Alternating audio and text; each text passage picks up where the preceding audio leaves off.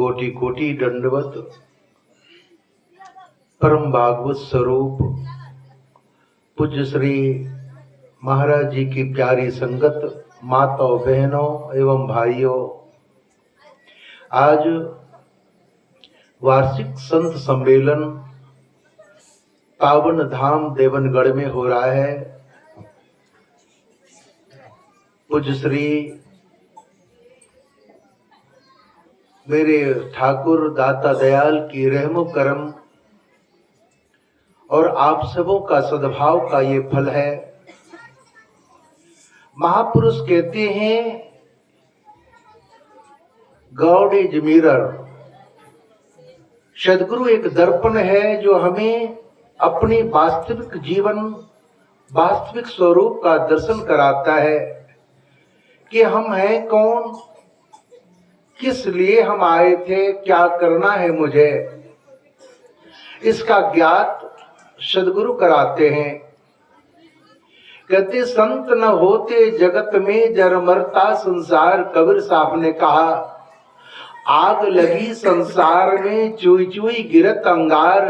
संत न होते जगत में जर मरता संसार। महापुरुष इस हेतु ही आते धराधाम पर कि मेरे लाइफ को सुधारने के लिए, मेरे जीवन में जीने की कला सिखाने के लिए। उन्हें कुछ चाहिए नहीं हमसे, बस यही चाहते हैं कि तुम मानव का जीवन जियो, दानव का नहीं। लेकिन हम वास्तविक में दानव की ओर मेरी प्रवृत्ति होती है, क्योंकि ऐसी संगति, ऐसी सोसाइटी, ऐसा सोहबत मिल जाता है तो हम बिगड़ जाते हैं। लेकिन सदगुरु को देखकर दया आती है।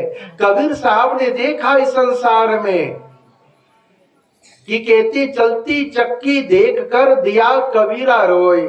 क्यों रोए? देखा इस संसार के जीव पीछे जा रहे हैं, काम के चक्की में, क्रोध के चक्की में, लोभ के चक्की में, मद के चक्की में।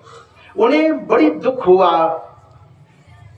पूज्य श्री स्वामी जी महाराज भी यही कहते हैं, बेटे आज देखो इस संसार कितना दुखी है। कोई तन से दुखी है, कोई मन से दुखी है, कोई धन से दुखी है, कोई जन से दुखी है। सुखिया सिर्फ है तो भगवान का दास है। और कबीर साहब रोए, उन्हें पश्चाताप हुआ।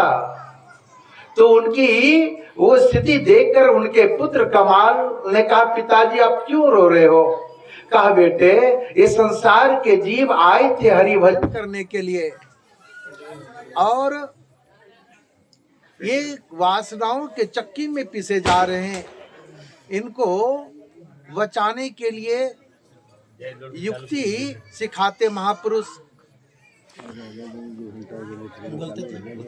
बोलते जाइए ना, आप रुकिए। पिताजी काफी चिंतित हैं। तो कमाल ने कहा चलती चक्की देखकर दिया कमाल ठठाए। कील सहारे जो रहे वो न पीसा जाए। कहा पिताजी एक उपाय है, बचने का एक रास्ता है। कहा क्या? बोले धर्म किले के पास जो सटा रहेगा, उनके सानिध्य रहेगा, वह काल के हवाले नहीं होगा। कितनी बड़ी बात कहा कमाल ने। कबीर साहब के क्या कहने का ये उद्देश्य था कि हम संसार के वासनाओं में पिसे जा रहे हैं, लेकिन जो धर्म किले के पास रहेगा, जो सदगुरु के चरणार वृंद के पास रहेगा, जो सत्संग के दायरे में रहेगा, वह पिसा नहीं जाएगा।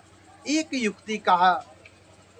कई लोग कहते हैं आज भूकंप आया, इतने लोग मारे गए नेपाल में, पटना में, दिल्ली में।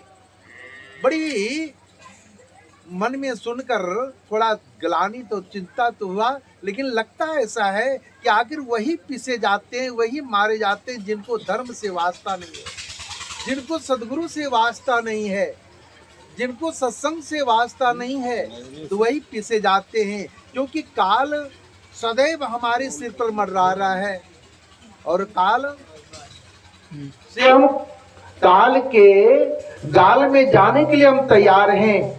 कबीर साहब ने कहा एक सांप ने एक मेढक को पकड़ा, जब मेढक को पकड़ा तो मेढक बेबाक कीड़े मकोड़े खा रहा है और पीछे से सांप पकड़े हुए उसे धीरे धीरे उसको अपने हवाले कर रहा है और मरने वाला है, लेकिन तो पर भी लिप्सा ऐसी है संसार का, वो कीड़े मकोड़े को खाते जा रहा है कि बस मजा आ रहा है जीवे के स्वाद के लिए, और पीछे से काल देवता दबोच रहा है। लेकिन हम उसी तरह इस संसार में हैं, कहते हैं भजन करना चाहिए, संतों का सेवा करना चाहिए, सत्संग सुनना चाहिए, लेकिन हमारा मन स्थिति कैसा है कि जरा सा ये कर लें, जरा सा वो कर लें, संसार का ये सामान जो लें, ये कुटुंब कबीले के बीच चले जाए, ऐसा होता है क्योंकि उसमें हमारी ऐसी लिप्सा है, ऐसा मेरा खिंचाव है, क्योंकि उसी को हम सत्य समझ लिए हैं। कबीर साहब ने कहा कि बस कबीरा यह जग निर्धना, धनवंता नहीं कोई, धनवंता सोई जानिए, जाके राम नाम धन होय। धनवान तो वही संसार में है, सुखी वही है जिनका राम नाम का खजाना जिनके पास है, और वही बच सकता है। लेकिन हम उसको नहीं सोचते, कहते अरे बाबा जी लोग ऐसे बोलते हैं, इनको है क्या? अरे है क्या नहीं, संसार के जीवों को देखकर महापुरुष दुखी हो रहे हैं। इसीलिए ओकेजन किया गया है कि सत्संग सुनना चाहिए, ये भंडारे का आयोजन रखा गया है। हमारे बीच हमारे पूज्य श्री महाराज जी पधारे हुए हैं, पूज्य श्री बाबा जी पधारे हुए हैं, उनके श्री मुख से आप वचन सुनेंगे, अमृतवाणी। यही तो कहती है कि हम जीव को क्या करना चाहिए, हम मानव हैं, मेरा मानवीय संस्कार खो गया है। रामकृष्ण परमहंस बाबा जी के पास एक भगत पहुंचा, उन्होंने कहा श्रीमुख से परमहंस दयाल महाराज जी ने कि देखो भाई, आम बोओगे तो आम होगा, कटहल बोओगे तो कटहल होगा, वो बबूल नहीं हो सकता, लेकिन आम जब आदमी मरेगा तो वो न जाने किस किस जोनी में जाएगा। तो भक्तों ने कहा नहीं महाराज, ऐसा नहीं हो सकता, आप तो कहते हो ना, ये हम नहीं मानते। कि ठीक है बेटे, नहीं मानते तो एक काम कर, इधर आ। उनको नजदीक बुलाया और उनके अपना हाथ उनके सिर पर रख दिया, उनको दिव्य दृष्टि मिल गई और गए घूमने के लिए। देखा संसार में घूम घूम कर शहर में कोई आदमी के रूप में किसी का गला काट रहा है, किसी को लूट रहा है, किसी का पॉकेट मारी कर रहा है, तो कोई किसी के बात बिच्छू से ऐसा टंग मार रहा है, कोई सांप जैसा उसका ये है, तो गधा की तरह रात दिन लगा हुआ है, हैं? तो जब देखा कि आदमी तो है लेकिन आदमियत नहीं है, थक गया देखते देखते, तो अंत में आए परमहंस दयाल बाबा जी के पास।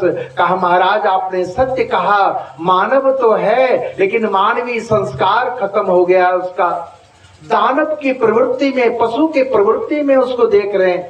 कहा देखा ना तुमने हकीकत क्या है, महापुरुष दुखी हैं हमारे चरित्र देखकर, हमारे वाहियाती देखकर, लेकिन हम कहते रहे बाबा जी पागल हैं, इनको क्या संसार का रस नहीं लेकर परमात्मा की ओर भगवान भगवान कर रहे हैं। अरे भाई, हकीकत को महापुरुष उजागर करते हैं और यही कहते हैं कि देखो तुम मानव हो, मानवीय संस्कार से कोसों दूर हो गए हो, इसलिए दया आ रही है। लेकिन हम अपनी दानवीय प्रवृत्ति से बिल्कुल नहीं बाज आते, इसलिए महापुरुष हमें समझाते हैं सत्संग के माध्यम से, शास्त्र के माध्यम से, सद्ग्रंथ के माध्यम से और नाम महामंत्र के माध्यम से कि हम जीव को क्या करना चाहिए। विशेष न कहते हुए पूज्य श्री महाराज जी के चरण कमलों में कोटि कोटि दंडवत आप श्री मुख से अमृतवाणी का श्रवण करें। बोलो जयकारा बोल मेरे सदगुरु भगवान।